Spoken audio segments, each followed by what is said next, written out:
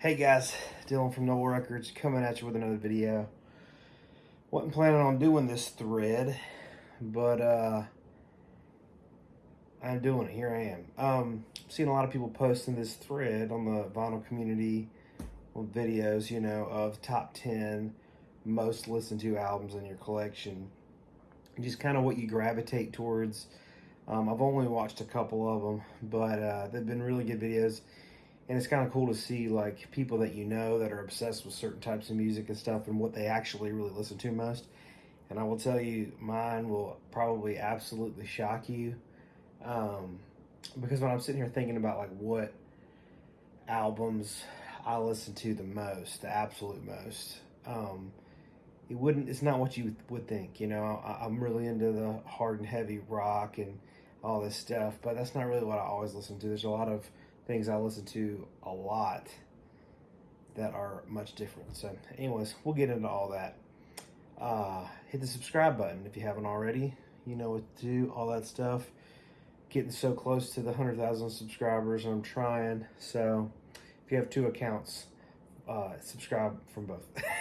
Anyways, so this is not in any order whatsoever. I literally just picked them. And I try not to think too much about it, I really tried to just go through and think first 10 that come to mind that I've been listening to. And I'll also say that a year from now, if I made this video again, it could be a totally different list. But this is like, as of right now, this stage of my life, these are the records that I, in the past year, probably have listened to the most. This one right here, this is a lifetime record. I listened to it my whole life. Like I said, this is in no order. So there's no number 10 to number 1, none of that. It's just they're all, This is Black Sabbath. I'm sure you've heard of them. It's the first UK of Black Sabbath. And, not much to be said about Black Sabbath. Everybody knows this album changed the world. And as far as like the early 70s hard and heavy rock, this was responsible for a lot of that. And I'm not picking this just because it's a significant record. It's one of those records I listen to so much, and I keep going back to it. Every time I hear it, I'm like, man, this is so good.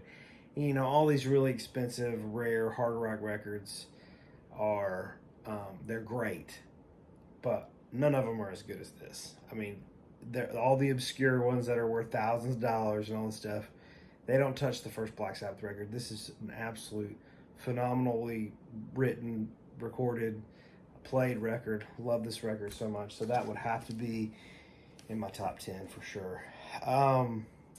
Another one is Betty Davis. They Say I'm Different. I love Betty Davis so much. I discovered her probably, 5 years ago, 6 years ago.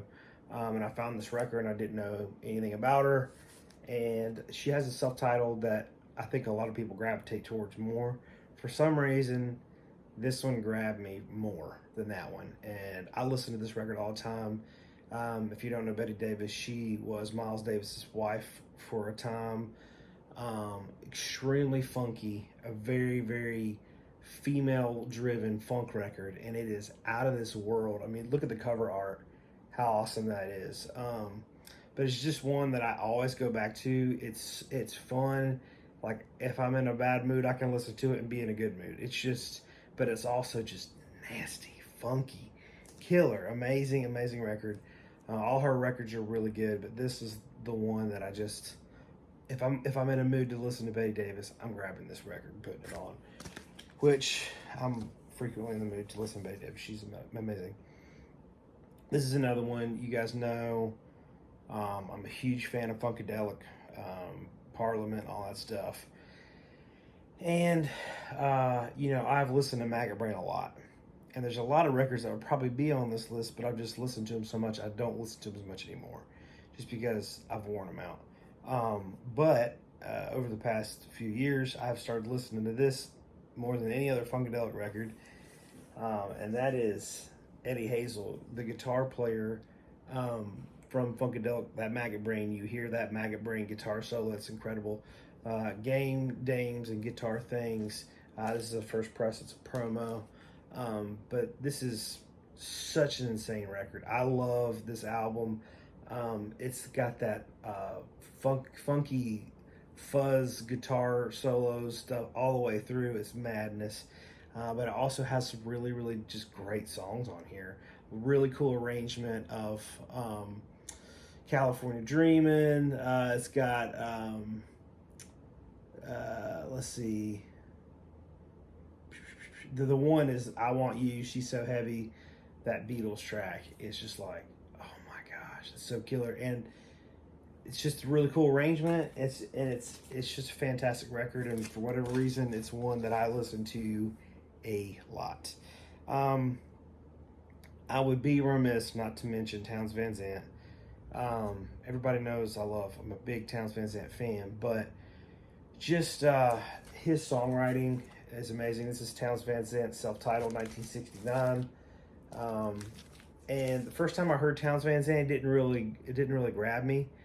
And I was just like, I don't get why everybody likes him so much, whatever. And it was because I listened to his first record. His first record it's too produced for his style, I think. And so some of the songs on the first record are also on this one, but this one's real kind of stripped down acoustic type, in which I think he shines in that style. And what you'll see in this there's a few like real songwriter driven things, and for me, like what really grabs me and pulls on my heartstrings, and I just always go back to, is just those sad songs. I mean, I love that feeling. I love, just the perspective. You know what I mean? And Townes Van Zandt, a lot of people, well, not a lot of people, but some people say he's the greatest songwriter to ever live. I don't think you could deny that. I think that you could debate that, but people say Bob Dylan, people say everybody, but Townes Van Zandt just had a way of putting you in a situation. Like if you've ever seen the movie, they did a movie called Heartworn Highways, where they talked about like all those like lesser known singer songwriter type. Townes Van Zandt was there. Guy Clark was in it. Anyways, a bunch of those guys. Anyways, but it was talking about it would just go around and they would play songs places, and you hear them jam and stuff like that, and you really kind of see the day-to-day of these guys. And there's one scene in there of Townes Van Zandt. He's sitting in this shack of a house, really, and he's playing Waiting Around to Die, and there's an old man in there just crying his eyes out. It's so genuine, it's so real. But like, if you're able to open up and listen to his songs and really, really listen to them, there's such a heartbreak that I don't think you could ever pretend to write songs like that unless you live that life. You know what I mean? It's just so beautifully tragic. Anyways, I love Townes Van Zandt. Next one on a totally another level here is the Oscillations. This is one of my absolute favorite records on the Teal label. I Can See It Coming. This is Zamrock. So if you've ever heard me talk about rock from Zambia, there's a whole scene of psychedelic rock that came out of Zambia that's just otherworldly, amazing. It's one of my favorite styles of music. Witch Lazy Bones is one I really listen to a lot, but for whatever reason, this is probably the Zamrock record I listen to the most. Just really unbelievable guitar work on here. The guitar sounds like African Jimi Hendrix vibe. It's unreal, and the music is just like, I remember the first time I heard it, it was like, I have never heard anything like this in my life. It's so killer. It's psychedelic funk from Zambia, and the guitar is out of this world. But anyways, so the lead guitar player, he was and is still an incredible person. He's still alive. He's one of the absolute very, very few Zamrock artists that are still alive. But he had polio, and he just sat and played guitar constantly. And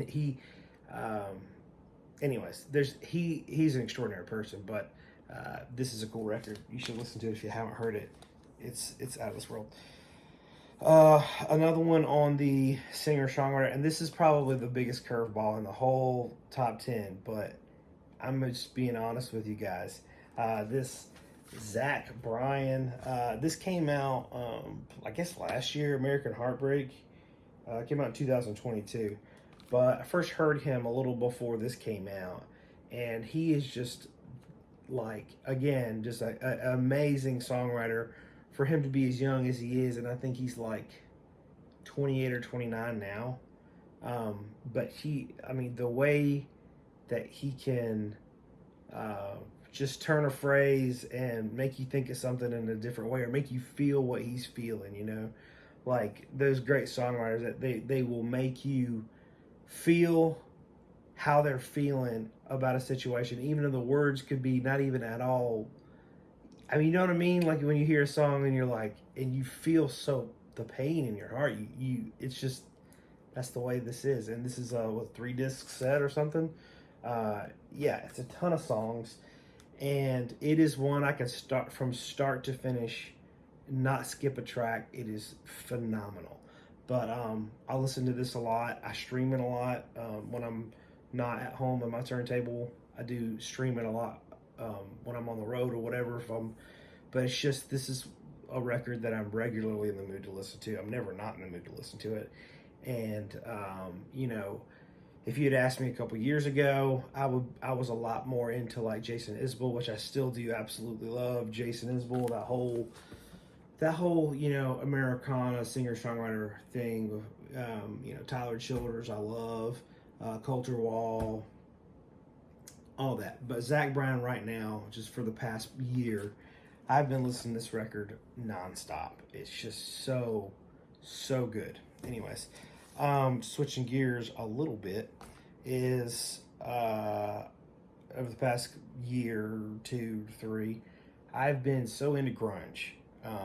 And when I was in high school, I listened to a lot of grunge, even though when I was in high school, grunge was way out, Still, I listened to a lot of grunge. I had CDs and tapes of grunge stuff, and I listen to Nirvana so much that it's another one, like I listen to it nonstop, and so it's just, I've got kind of burned out on it, but I still do really regularly go back and listen to Nevermind or Bleach. Those two are just, I listen to them still pretty regularly.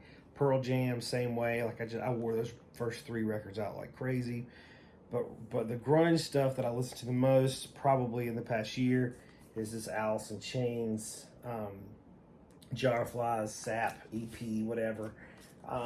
This is a first US promo, incredible copy. I love this record so much, and it's another one you can feel it so much. You know what I mean? The emotion behind it.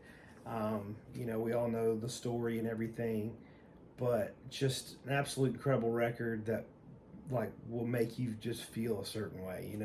Just from the opening, it's just so heavy, and it's like, it's different than Pearl Jam, and it's different than Nirvana in the way that it's just a very emotionally heavy record, and all their stuff is really, but that record, for whatever reason, it's just, I just feel it, There's I guess there's a thread here that these are the records that really hit me hard, and then I always, I'm a sucker for it. I go back for more.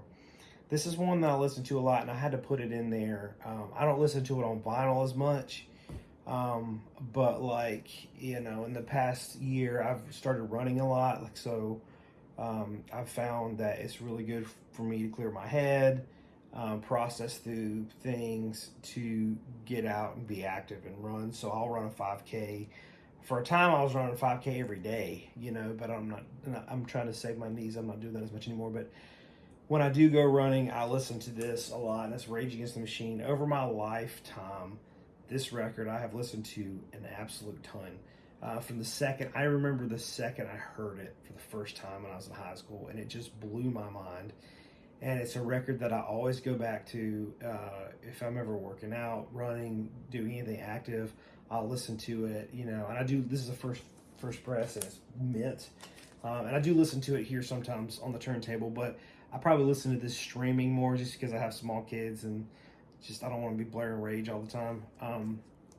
But it is a record. It is just such high energy, such raw emotion. Not much to be said about this that hasn't been said 1,000 times before, but it's just one that it's just one, you know. I mean, if you listen to it a lot, I'm not the only person that listens to that record all the time. It's killer. Another one, these next two, you would imagine that they would be on my top 10 because I talk about them all the time. But this one, you know, as far as obscure, you know, I try to go around and pick, like, I wanted to pick one jazz record, one hip hop record, and one rock record, and one punk record, but that's not really true. Like, those aren't really the records I listen to the most. You know, like punk, I don't listen to that much. I listen to it sometimes. But we'll get into all that. But as far as obscure rock goes, I do listen to a lot of obscure rock. The one that I always go back to and I listen to this record at least twice a month, I would say. Which, I mean, I've got all these records. That might not seem like a lot, but I throw this one on a very regular basis. That's Fraction Moonblood. I love this record. I've talked about it ad nauseum. Everybody knows that I love this record, and I talk about it just relentlessly. But this is my favorite. If you've never heard of this sounds like The Doors meets Black Sabbath, and it's just out of this world. It's got a crazy story. I did a whole video about this one record, you know. It's got a crazy story. These guys that were like, they worked construction or something. They were like day laborers. They would wake up. It's a Christian band, but it doesn't sound like a Christian band, you know, from the 70s. They would wake up at 4 a.m. and practice before work. And it was just so hard and heavy. It's amazing. But as far as that obscure hard rock goes, this is the one I listen to the absolute most.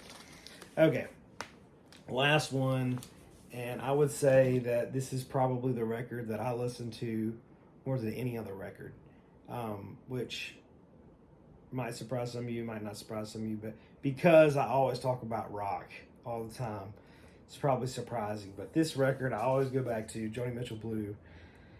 My wife loves this record, which plays a role, you know, when we're out here listening to records. She loves it when I put this on. This is a first U.S. press and is like stone mint, beautiful copy. I've got several different copies of that record, but it's just one that I've just collected several copies of just because I listen to it all the time. Got audiophile reissues and stuff like that. But anyways, that record, the songs are so good. It's such a beautifully done record. There's a lot of really good memories attached to that record. But more than anything, you know, me and my wife listen to it a lot together. And, I listened to Joni Mitchell a little bit in my younger days, but not really, you know. To me, it was okay.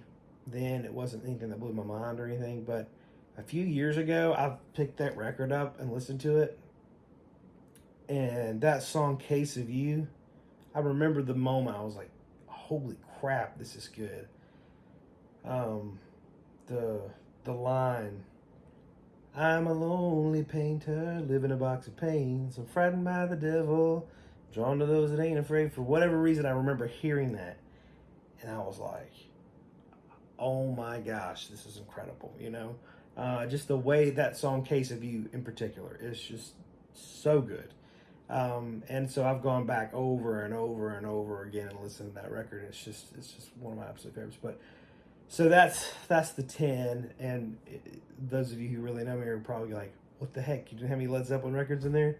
No, because when I go to listen to Led Zeppelin, I can't pick one that I really listen to most. You know, if I had to pick lately, the ones I've been listening to most are Physical Graffiti, House of the Holy, but sometimes I'm more in the mood for earlier stuff, sometimes I'm more in the mood for the later stuff.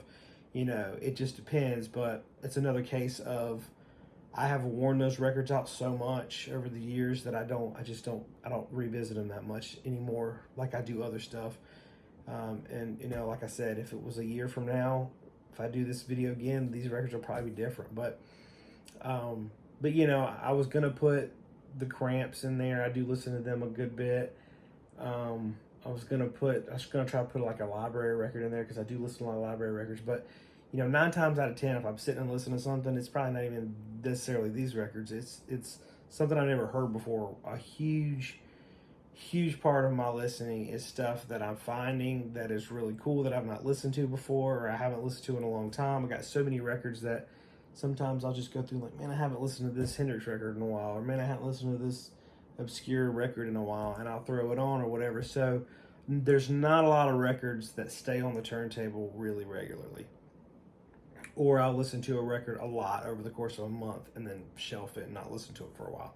That's just the way I am. I just don't go back and listen to certain records over and over again. But these, I do, And so I hope that didn't disappoint you guys or anything. But, a lot of times, if I'm going to listen to a record, if I walk in my record room with the intention of listening to a record, whatever I'm in the mood for and I feel like I want to listen to, I will, and it could be anything, So that's just a preface to why I picked these.